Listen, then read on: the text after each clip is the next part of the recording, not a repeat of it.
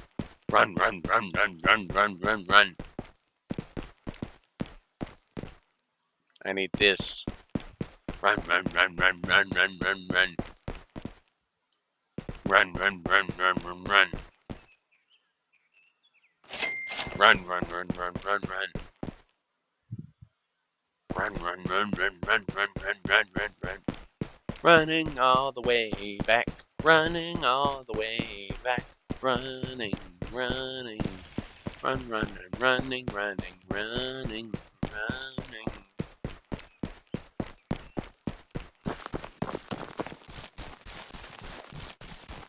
Anyways, I'll probably come back whenever I actually get the gold, like, smelted up and whatnot and sold, so that I could come back whenever I actually get this system set up with the excavator and all that, because I'm almost positive that I'm going to get enough out of this bar here to actually do this. So if you like this episode of Gold Hunter, please leave a like, subscribe, and comment, and make sure you hit that little bell icon so you get those notifications. I don't normally say it. First time I've ever said it in my videos, because I haven't really ever thought about saying that. It's the first time I've actually ever thought about it. That's how piss poor of a YouTuber I really am. I mean, granted, content's pretty good. At least I think it's good. Personally, I think it's good. Now, what y'all think, I don't know. I don't get very many comments, and the likes don't really come flying in all that much, so, I mean, I guess I'm kind of in the middle ground, honestly. Like, I'm a little bit liked, and I'm maybe a little bit hated, or just meh. Not hated, but like in the meh category, kind of like I'm kind of between liked and meh. I feel like, because I'm like my content's liked in some areas, and then it's like meh in other areas, like eh. So if you like this content, please leave a like, subscribe, and comment, and I will see you again in the next one.